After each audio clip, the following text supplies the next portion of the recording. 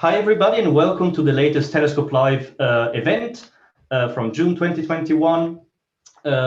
Today we have a nice agenda where we're going to announce some of the latest news from the Telescope Live headquarters. And we'll have Adam Block guiding us through a quick tutorial on how welcome to the latest to improve wide field images. After that, we'll announce the May 2021 contest winners. That's, of course, the main topic for today. Nik Szymanek will announce the 6 winners in the 3 categories of one-click observations, pro datasets, and advanced requests. And then we'll announce the June 2021 contest. And as usual, you'll have some time to ask questions. All of us will be happy to answer any of your questions. You can type your questions in the chat on YouTube or Zoom, or you can simply shout your questions during the question time. So some news from Telescope Live. If you followed our latest event, you should already know this. We launched Planetary Imaging in May through 2 new observing modalities. A new one, which is live session. So you'll be able to book a live session on our 1-meter telescope, and you'll be able to use the 1-meter telescope for an hour and observe one of the planets that are up in the sky right now, Jupiter and Saturn. You'll be able to get the raw images and then process them through to create some stunning colored images. And Damian Peach will help you throughout the session if you have an issue or any question.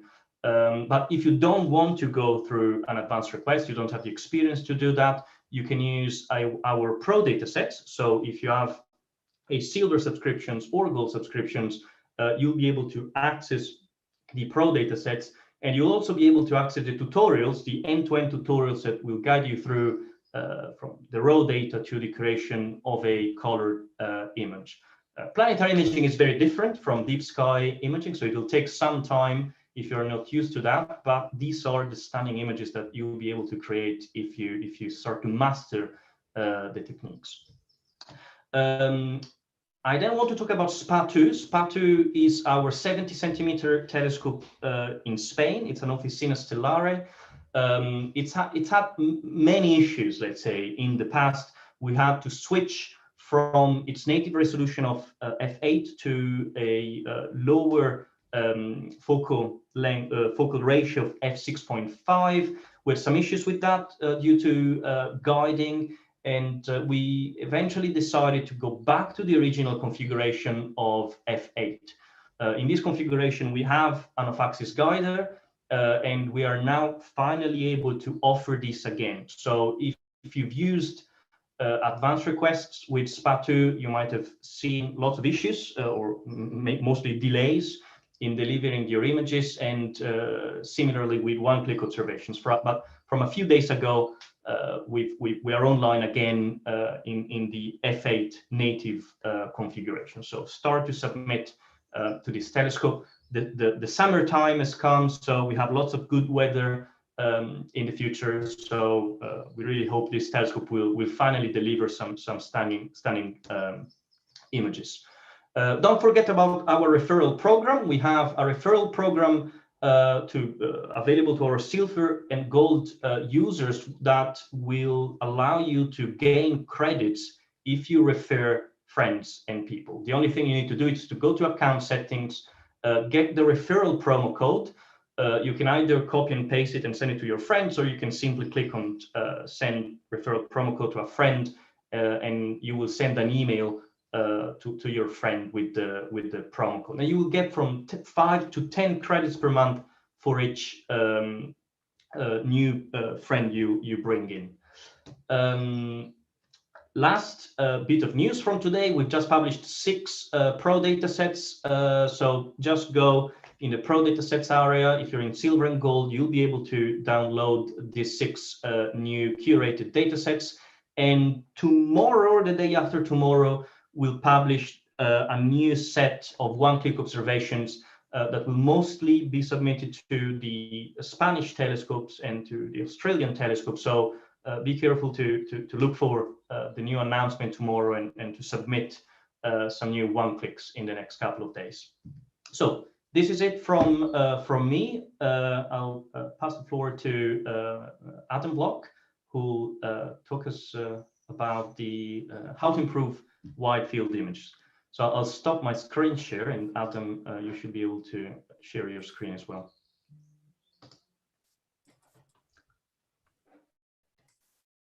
Okay, let's see. Do you see my PixInsight desktop?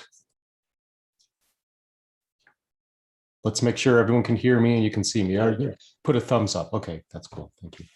Okay, so, you know, I said wide field. I think that applies to the data that I was using, although what I'm going to show isn't specific to wide field imaging. I think you can do it with any kind of images, though there are two things I'd like to demonstrate, and I think they're useful across the board with regards to telescope live imagery. The first thing is something new. Now, PixInsight just released a new update to the software, and it comes along with some improved features and things like that. In terms of timing, there has been a script that's been released, and that's one of the first things I'd like to show here. There is a new batch processing script that's called Normalize Scale Gradient. As far as I know, this is unique to PixInsight. This particular person, John Murphy, made what I now consider the gold standard. So far, I'm very happy, and I've only been using it for a short period of time. But it does what I've always wanted it to do, a thing like this to do. There's an idea that when you combine images, you need to normalize them before you integrate them together. This is true no matter what software program you're using. The normalization of images serves two purposes. This may sound very technical, but it's very important. One is that by making the images similar to one another, you can reject outlying values that might come from cosmic rays, satellite trails, everything that you want to be cleaned from your images. It only works when you've normalized them. And I'll explain what normalization is in a moment. Just understand that it's necessary to do. The other thing about normalization is that by doing this process, you also get to assign weights to images. So, not always is data. Now, imaging from telescope live in Chile may be more of an exception, but in general, data is not equal to one another, and you want to assign weights to frames based on their amount of signal, the equality of those frames. And this is true, by the way, just naturally. As things rise and set in the sky, you look through different amounts of air mass, and that affects the quality. So that's the fundamental thing, just looking through our ocean of air. But clouds, tracking error, seeing, focus, all kinds of other problems also go into what is effectively how you want to weight the images. Okay, so normalization is a way to make images similar to one another by adjusting the values so that the background, the offset, and some value you need to multiply every pixel by from one image to another to make them all equal. That's what normalization is all about. The way that PixInsight does it naturally is in image integration, and there is a normalization here, selection, which you choose how it's done. But the way that it accomplishes this feat is to look at the noise of images. And unfortunately, that has some faults. It just doesn't always work.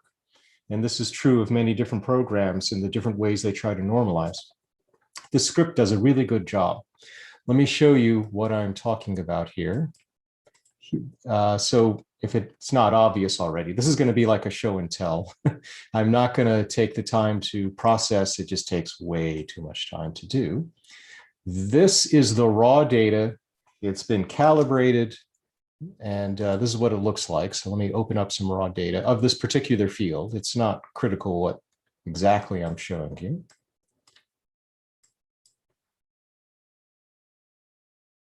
This happens to be a wide field imagery. It's coming from an astrograph. So the field of view here is almost 4 degrees across. And if I display the images in an equal way and blink through them, what you'll notice is that from image to image, ignore the fact that there's these differences at the bottom, you'll notice that there is different kinds of lighting. Do you see how there's a gradient of light over on the right side compared to the left? And as I go to other images, it changes from image to image. And this is just here you can see some what could be light clouds, some cirrus. I hope that's coming across. This is going to be a subtle thing to demonstrate, but these variations in images are such that if you don't normalize them, number one, you can't reject them, but normalization also means that determining the background offset, you can't do if there are gradients in your images, and especially true for wide field images. When you have these kinds of gradients across the field, you need to remove them before you can scale the images and make them equal to one another so that you can do the rejection and figure out the weighting. This script does that job, and it does it in a very clever way. So now let me show you what the output of the script is, or at least one element of the script. I'm not going to show its use because it takes a lot of time, but it's pretty cool to use. Let me show you what it looks like just to set it up here. So what you do is those frames that I just opened, I'm just going to open up a subset of them. You would load them here, and then you pick what is a reference frame. One of the frames you just say is a reference, and it could be one of when the object is highest in the sky. That is recorded in the FITS header here. So you say that that is going to be your reference. You set it as a reference frame. And then once you've done that, it's going to do this work to compare all the other images to this particular frame. And it does some cool things. One of the things it has to do, is it has to measure the stars in the images to determine how to do this work. So this is the photometry. This is the way that it does the job of determining the scaling factor from image to image. And then the other element of this script is it's going to do a gradient correction. And it's not that it's correcting the gradient per se. What it's doing is it's matching your reference frame. So whatever your particular frame is that you chose to be a reference, you want to choose one that is not terrible. And then it's going to match all other frames to it. So the point of this is not to remove a gradient. It is just to make all the images the same with respect to one another. And then you get this information out. You can make them exactly the same. You can weight them accordingly. And this is going to fit that data. And if you change some of these parameters here, you can make the fit be even better, which means that the calculation of the gradient is even better. You see how it fits the line a little better now? So I just wanted to show you a little behind the scenes there. Let me show you a little bit of the output. These files show what it's figuring out in the image, and this is awesome. This is really cool. These are the gradients from image to image. And so in each image, this is being subtracted from one image to the next. These are gradients compared to the reference frame that I chose from each of all the other frames. That will all be subtracted from the data. So now let me show you what it looks like, the output of, don't close that out. The output of those images, once you have done this magical thing and press the button of the script, you get images that look like, I won't open all of them, that look like these. Nope, not those. That look like these.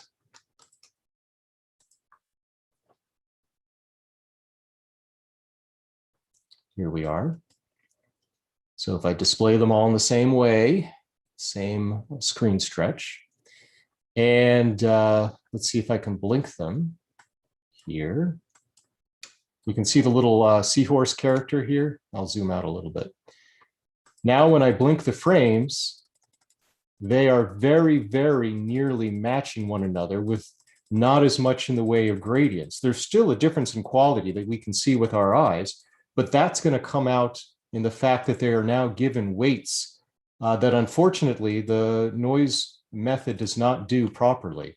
So let me show you that if you look in the FITS header of one of these adjusted files, you'll see that a weight is assigned here. And we would expect that if all the images were equal to one another, that the weights would be 1 from one image to the next. This weight has 0.96. That means it's fairly similar to the reference frame. But there were some frames in there that were fairly poor. Let me now show you what happens when you integrate them together. If I add all of the images together in the normal way, that is without using this cool tool, but just using the noise evaluation that, let's see, I'm not doing this right, am I? Hang on. Noise evaluation. If I do this with noise evaluation, we get 2 different answers, actually, and that's what I'd like to demonstrate.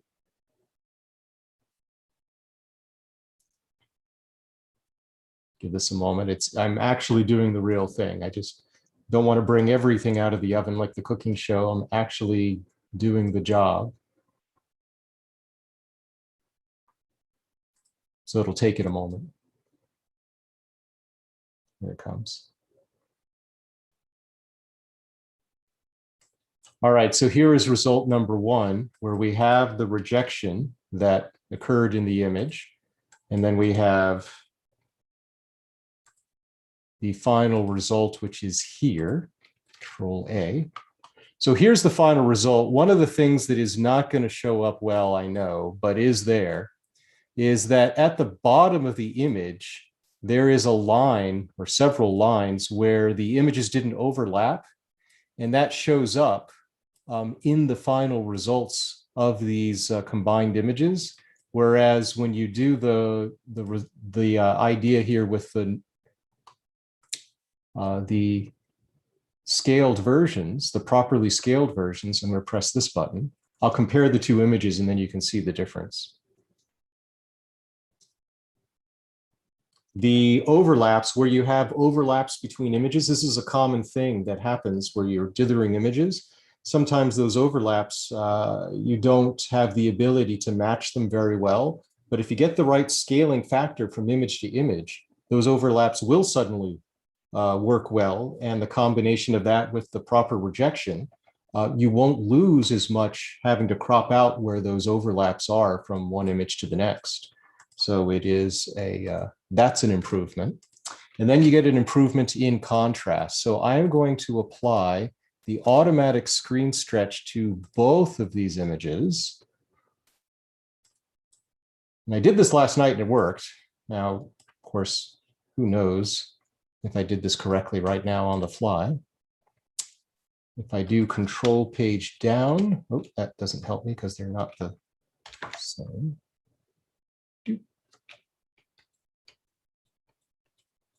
Well, I think that I have done, of course, something wrong. So I did, 1 second, let me figure out what I did wrong. I wanted to show you the big difference in contrast. I should have, I really should have saved the 2 images so that I didn't, if I messed up, I wouldn't have to do that.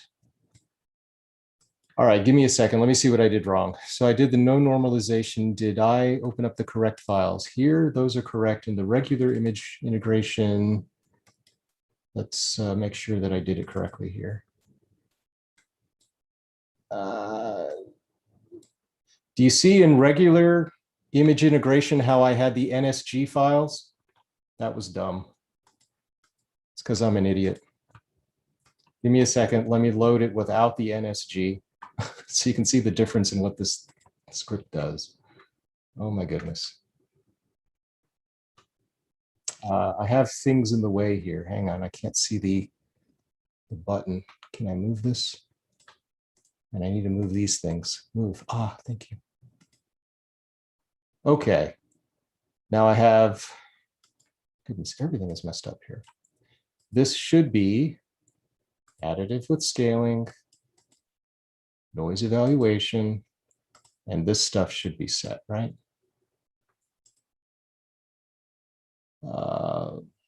Scale and offset. Okay. Ay caramba. I really messed up. Let's do the image integration. So this is supposed to be straight image integration without the thing applied.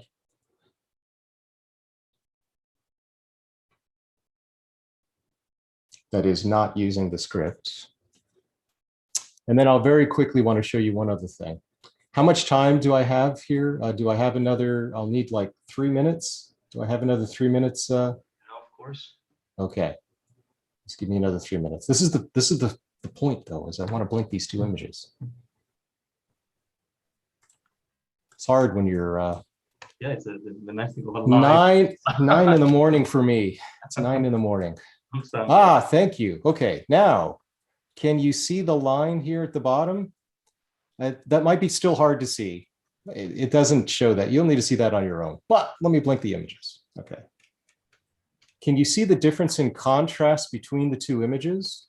Here is the one where I just created. This is when you don't use normalized scale gradient, and this is the one where you do.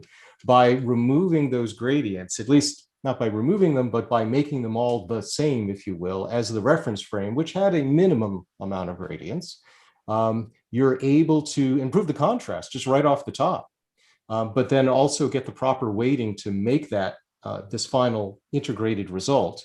And now it's easier to go forward in PixInsight or whatever program you're using to do other kind of gradient removal, because there's still a gradient here, but it is a single gradient that's easy to take care of in PixInsight, and that will only improve the contrast even that much more. So it is a fantastic tool. You don't see the overlap here at the bottom in the cool result here, or you do here. It's just, I'm really, really impressed with this script. Okay, that was thing number one. That wasn't a processing thing, but it is a technical new way to improve images that I'm not certain I've seen anywhere else, and it's done in a way that I've always wanted to do. It's very similar, parallels what you could have done, but in a much more sophisticated way in CCT Stack, an old program. The other thing I'd like to show is this idea of, again, this often applies to wide field images, but one of the images today that you'll see in the highlighted images for the awards is an image that I think used this technique, and it wasn't a wide field image. But what you can do is let me not show you that one yet. This is basically a not raw. This is the enhanced version of this field of view. It's in Hercules, and I'm actually going to go back in time here and show you what it looks like when you just do the raw RGB combination. So this is what the RGB image looks like if you just take the RGB data, create a color picture out of this mono color image. This is what the field looks like. And then what you can do is you can use a process like StarNet to create a version of this image that does not have the stars in it. So let me show you what the original version of that image is. This is what it looks like when you run this process called StarNet++. There's a standalone version of it, but in PixInsight it is included here as a process that you can run on an image. And when you run it, take some time, you can get a starless version of the image. But oftentimes you need to do a little cleanup. There is a particular method by which you can remove the glows of some of these bright stars. And then, of course, once you've done that, you can enhance that final version of the remaining nebulosity that's in the field. This nebulosity is effectively the integrated flux nebulosity just in the field. This thing doesn't have a name, as far as I know. It is just light that is being illuminated by scattered starlight. This dust is just being illuminated by scattered starlight from our galaxy. So it happens to be here in the field near the plane of the galaxy, but it's really kind of in the Hercules Ophiuchus border is where this is. And the idea is I'd like to make an image that somehow has this amount of nebulosity with, all of these stars at some level. I want to combine these images in some way. So what you end up doing is you create a version of this image here, the star version of the image, which I chose a process here called masked stretch, which is this version here. Let me turn off the auto stretch here. So it looks kind of like a faded version, and you can barely see even just the brightest bits of the nebulosity. I then did one other thing, which is to make the stars themselves stand out in a way that I thought was kind of reasonable. So a minor adjustment here. And then I want somehow some process to do the work of blending this starless image with this version of the image that I have over here. So here's the point. There's a number of ways that people do it. A lot of people try to use pixel math, and they do all kinds of, in my mind, strange things. I'm going to show you the atom block method. This is the method I've been using for the past, I don't know, 20 years or something like that. No one really pays attention to me on this, but I think this is probably the easiest and most powerful way to blend data together. There is an old formula in Photoshop called the screen blending mode. Now, it's just a formula, and that formula has a very particular behavior. The behavior is that when you have two images, such as I have here, and if I want to blend them together, anything that that is bright in both images, 100% of their value shows up in the blended result. But if in either of the images, or layers as it used to be in Photoshop, if in either of the layers, the values are very small, if they're near black, less than basically midtone, 50% midtone value, then you have a transparency effect. In fact, if it's black, those pixels don't show up at all in the final result, so that you can control how much of one image is blended in another by managing what is dark and what is bright in the image itself. So it's like a self-masking way to blend images together, but it's a global way. So I'm not making a mask. I can just adjust the images in such a way that they blend together very nicely. Because PixInsight is not Photoshop, there used to be a script that you would use here, and the script is called Blend. It is created by a person that you can grab their script from their repository. And it had the ability to select each of the various blending modes that are available in Photoshop. And then you just tell it the two images that you want to blend together. And you press OK, and it does the job. One of the cool things about the update here in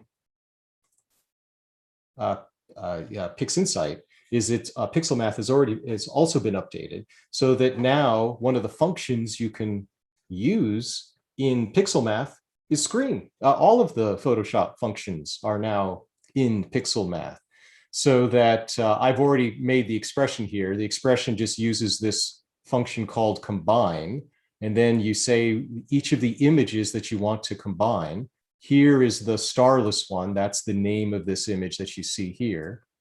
And then there's the other one that is it's just sorry, I'm not highlighting that well. This is the RGB image. Those are the stars. This is the starless one here.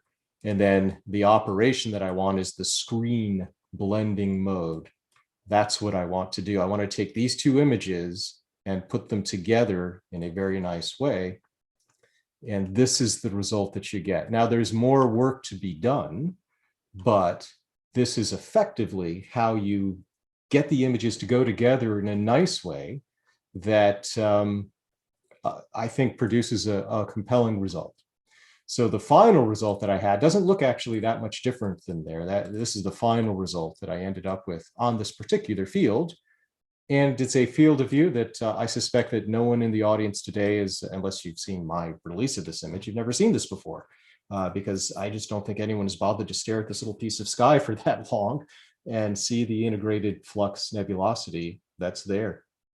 So those are the two things I wanted to show. I wanted to show the normalized scale gradient because it is a powerful way to now weight images and take care of gradients, especially for wide field images. And then this is a blending mode that I think everyone should know about. It's an atom block way of making life easier when processing images in general, but especially now in PixInsight. Thank you very much, Adam. That was great. I mean, I guess it's the fun of having a live tutorial session is, to see how it really works. We'll publish the video on YouTube, so if you want to follow the steps again more carefully, you'll be able to do it at any time. Let me stop sharing here. Oh, yeah. There it is. I'll need to share. Okay. I'll need to share now. So let me see. How do I do it? Here we are.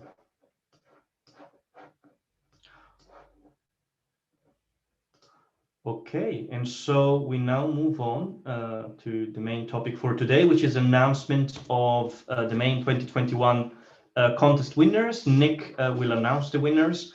We have 6 winners this month. For the first time, we have the advanced request contest winners, but we'll start with the one-click observations, and we'll start with place number 2. Actually, okay, no, sorry. The judges for this month are Adam and Nik. Ian unfortunately wasn't able to join this month, so the votes came from Adam and Nik. And let's see the second place of one-click contest. Nik, to you. Audio, Mick.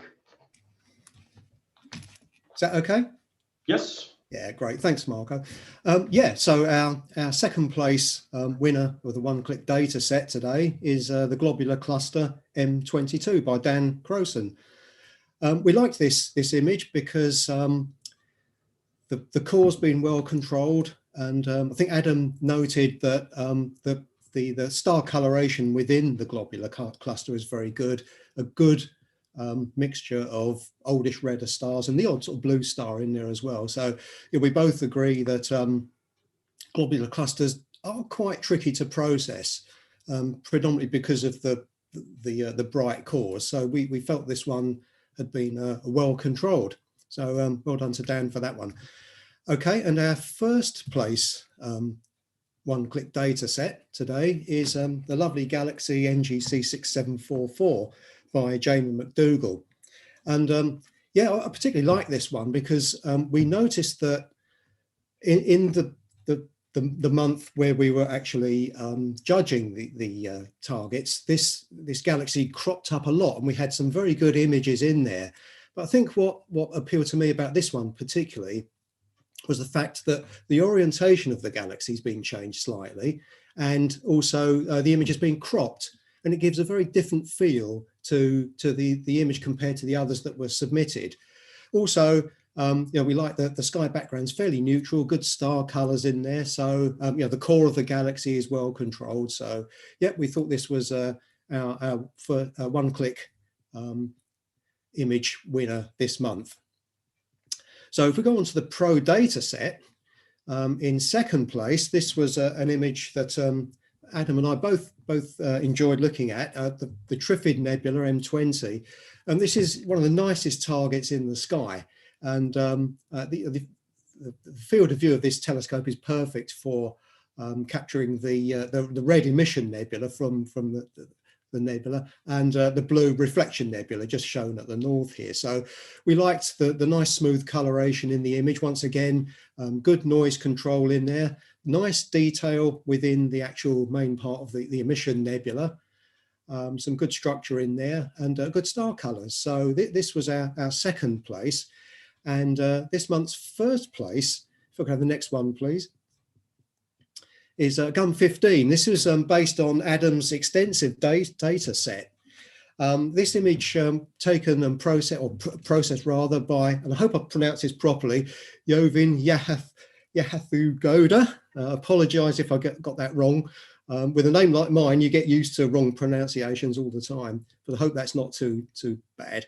And we like this one because we suspect that this might have been processed using Adam's extensive tutorial that goes with this image, and it's produced a very nice image, slightly resembling in a way our previous winner, which was the M20. So we have what looks like an emission nebula here, and to the lower right perhaps some vague blue nebulosity, or there might just be from the blue stars down there. But we certainly liked this one. We like the colours of the nebula. It's nicely processed, very noise free. So this was our chosen winner this month. And for the advanced data set, not so many to choose from compared to all the others. But we thought in second place, we like this one, Cedar Blad 111 by Scotty Bishop. Initially, it looks like a fairly monochrome image, but of course, what we're looking at here is a vast complex of dust. So it's a very sort of enigmatic picture. But you know, the nebulosity and the dust has been well controlled. We liked the color, just the very subtle coloration, perhaps in part of the nebula, or maybe it's just from the stars themselves.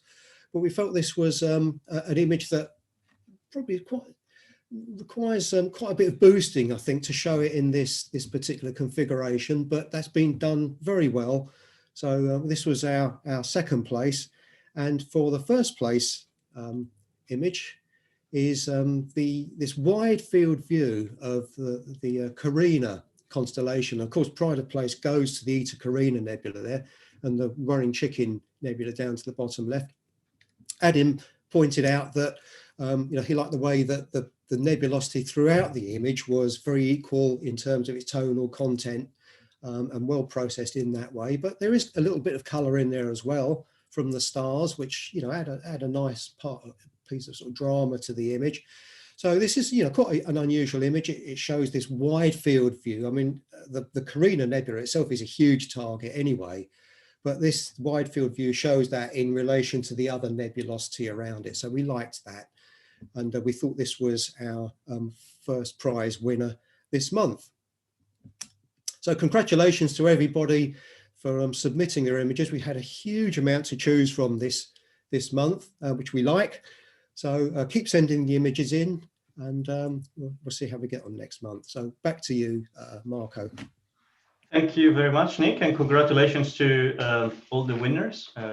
We see so many images submitted every month. I mean, we're making your job difficult now. So thank you for scoring all the pictures. And talking about that, we'd like to introduce a new member of our judging panel. Is Mr. Yannick Akar. You can see a beautiful image from Yannick in the background. It's a Squid Nebula. Yannick is a 27 years old astrophotographer from southern Germany. He's a digital media management, and he started doing astrophotography just 3 years ago.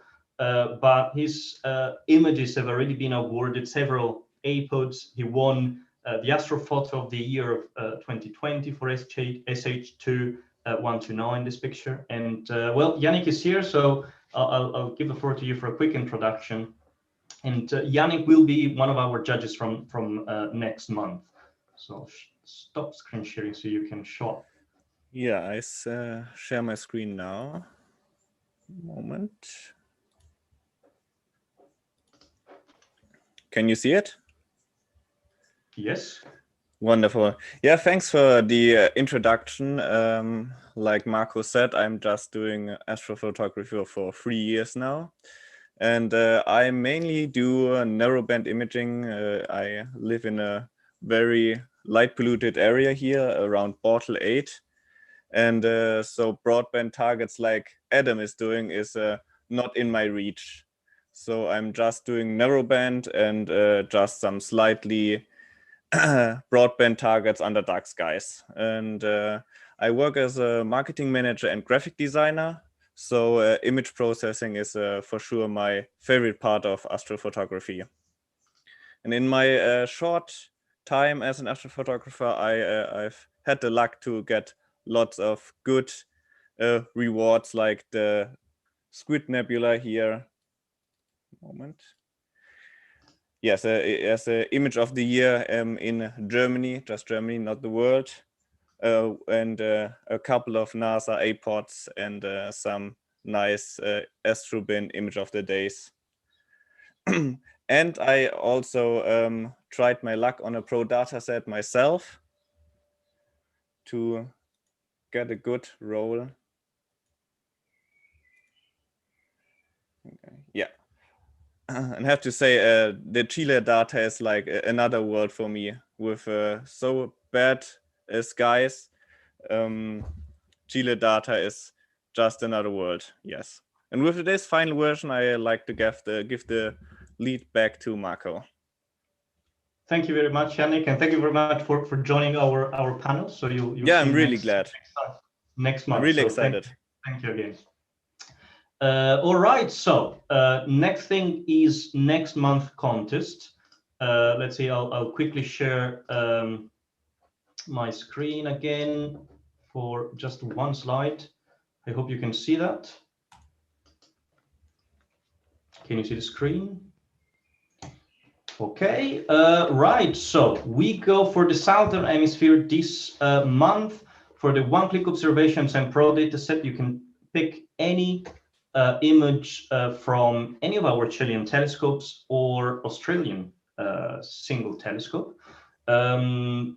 So let me just remind you that the one-clicks need to feature in the current month, and you can combine multiple one-clicks even from the past. And that's actually the trick to get an enhanced quality on your image by combining several one-clicks of the same target, and you can do it even using old data, as long as the one-click features in the current month.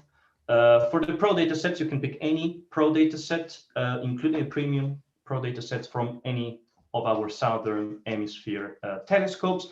For the Advanced Request Contest, the rules are more relaxed, so you can use any advanced request that completed in the current month. So it's your chance really. If you submit an advanced request and you get data from an advanced request in the current month, submit your image in the gallery, and you can win up to 500 credits, which are worth $500. So it's really worth giving it a shot. All right, so this is the end of the event today. If you have any questions, don't hesitate to ask them in the chat or well, on YouTube or Zoom, or you can just ask us here. And if we don't have any questions, we'll terminate here. So let's see, Chantal, maybe you've got more control of the chat. Yes, the only question we got is the name of the process, the first process Adam used. So I'd just like to confirm that the first script used was normalized scale gradient.